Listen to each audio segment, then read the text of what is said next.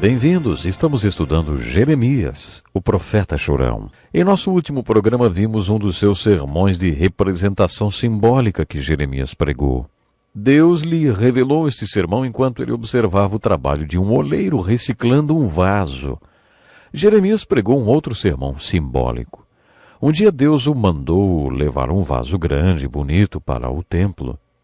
Quando ele chegou ao templo, todos o observavam, inclusive os escribas, os anciãos e sacerdotes. Jeremias pegou aquele vaso bonito, que deveria ser caro, e o espatifou no chão. Imagine! Foi o maior estrondo que, tenho certeza, todo mundo ouviu. Uma vez fui para um programa dos Jovens para Cristo e um estádio ouvir um pregador que era contra o uísque e bebidas alcoólicas. Esse pregador estava falando toda sorte de coisas contra a bebida e fez uma da qual não vou mais esquecer. Ele estava segurando uma garrafa de uísque e, num dado momento, espatifou a garrafa no púlpito. Sabe, voou uísque e vidro para todo lado. Nunca vamos esquecer disso. Foi uma ilustração e tanto. Jeremias achou que iria impressionar as pessoas espatifando aquele vaso no chão. Depois ele fez uma aplicação. No capítulo 18, quando ele fez o sermão do vaso reciclado, ele disse: "Isso representa vocês que se renderão ao rei Nabucodonosor e irão para a Babilônia. 70 anos depois, vocês voltarão como um vaso novo. É isso que Deus quer." Quando ele jogou aquele vaso no chão, fez outra aplicação. Vocês estão enfrentando o rei Nabucodonosor como fez Zedequias, e estão se rebelando contra os babilônicos, e se recusam a se entregar. Vocês serão esmagados, como fiz com este vaso. Não haverá conserto nem retorno. Acabou para vocês. Vocês serão mortos. O povo de Judá odiava Jeremias por causa do sermão do vaso espatifado.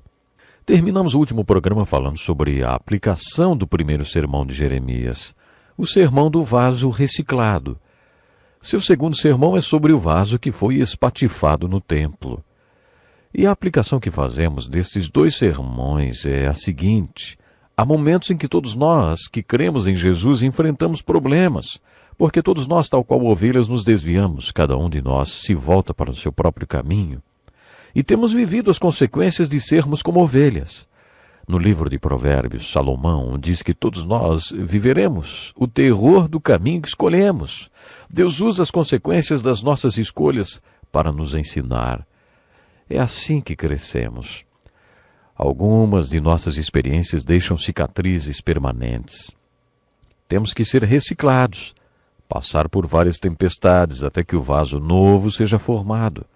Depois de termos sido reciclados, temos que admitir: não trocaríamos o vaso novo pelo velho por nada deste mundo.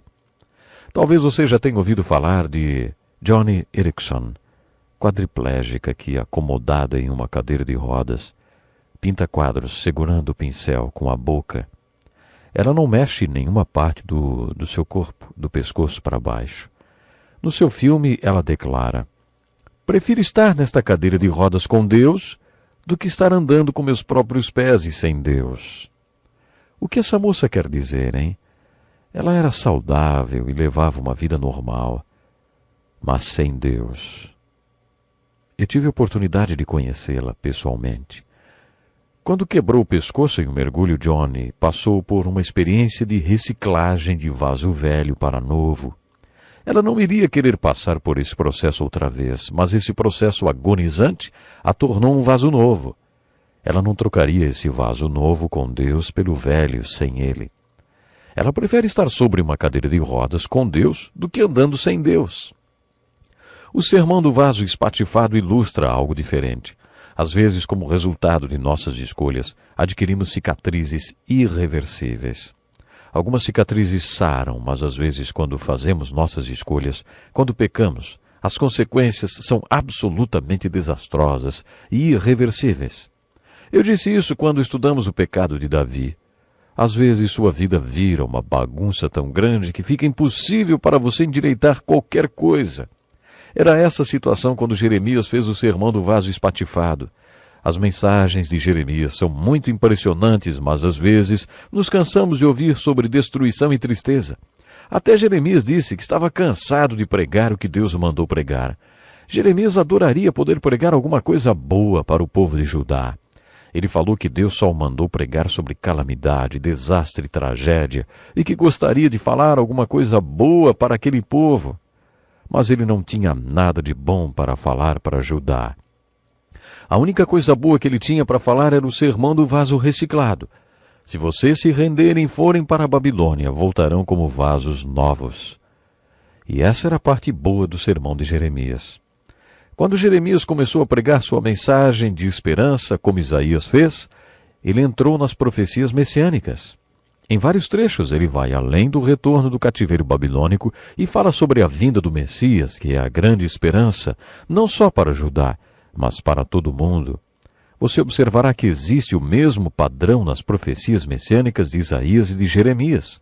Jeremias tinha pregado a mensagem: se o meu povo, que se chama pelo meu nome, se humilhar e orar, buscar a minha face e se afastar dos seus maus caminhos, dos céus o ouvirei, perdoarei o seu pecado e curarei sua terra.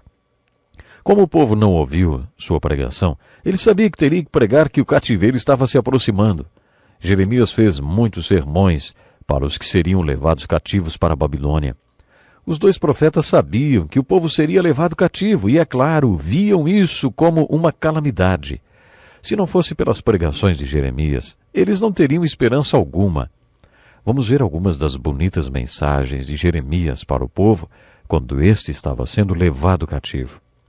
No capítulo 29, versículos de 11 a 14, lemos assim: Porque sou eu que conheço os planos que tenho para vocês, diz o Senhor. Planos de fazê-los prosperar e não de lhes causar dano. Plano de dar-lhes esperança e um futuro. Então vocês clamarão a mim, virão orar a mim, e eu os ouvirei. Vocês me procurarão e me acharão quando me procurarem de todo o coração. Eu me deixarei ser encontrado por vocês, declara o Senhor, e os trarei de volta do cativeiro. Eu os reunirei de todas as nações e de todos os lugares para onde eu os dispersei, e os trarei de volta para o lugar de onde os deportei, diz o Senhor. Esses trechos de esperança da pregação de Jeremias são um resumo do maravilhoso sermão que ele pregou para o povo de Judá antes deles serem levados para a Babilônia. Jeremias está dizendo: Deus tem planos para vocês e esses planos não vão prejudicá-los. Como pai carinhoso que é, ele está disciplinando vocês, mas é para o seu bem. Deus quer dar a vocês esperança e um futuro. Jeremias queria que eles entendessem que Deus quer dar ao povo algo pelo que esperar, algo que lhes conserve a fé. Enquanto eles estivessem na Babilônia, deveriam clamar a Deus e orar e buscar a Deus de todo o coração. Essa era a promessa de Deus. Se eles fizessem isso, Deus os ouviria e eles o encontrariam. E no fim, Deus os traria de volta do cativeiro. Que aplicação podemos tirar para a nossa vida do sermão de Jeremias, hein? A primeira coisa é que às vezes temos experiências de cativeiro. Não estou me referindo a ser prisioneiro de guerra ou qualquer coisa desse tipo, mas a estar espiritualmente cativo. Pense novamente no vaso reciclado. Talvez você tenha feito algumas escolhas que não foram sábias, e como resultado disso, Deus o levou a um período difícil de sua vida. Você talvez esteja comendo um banquete de consequências e experimentando todo o terror do caminho que escolheu. Como você responde à calamidade quando ela chega à sua vida, hein? Como você reage ao castigo de Deus? Será que você faz como Davi, que acertou com seu erro, ou acertou com o erro? Jesus ensinou sobre as duas casas que enfrentam a tempestade. Uma casa cai, mas a outra fica firme. A outra fica firme. A que ficou firme tem um fundamento que a outra não tinha. O que é esse fundamento, hein? O homem que tem a casa bem fundamentada é o homem que ouve, entende e aplica a palavra de Jesus. Isso significa que quando a tempestade vem sobre sua casa, ele responde com o fundamento da palavra de Deus. Jeremias disse ao povo que eles iriam para o cativeiro e que aquilo era irrevogável, eles não podiam evitar. Ele profetizou disposto a sofrer todo tipo de provação e perseguição por causa da sua mensagem.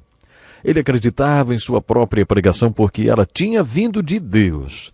Todas as profecias de Jeremias se cumpriram. Os falsos profetas odiavam Jeremias. Jeremias deu outra mensagem simbólica usando um daqueles jugos de madeira que se coloca no boi para arar a terra. Ele colocou um desses jugos sobre si e pregou mais uma vez. Assim diz o Senhor dos Exércitos, o Deus de Israel: porém um jugo sobre o pescoço de todas essas nações, para fazê-las sujeitas a Nabucodonosor, rei da Babilônia, e elas se sujeitarão a ele.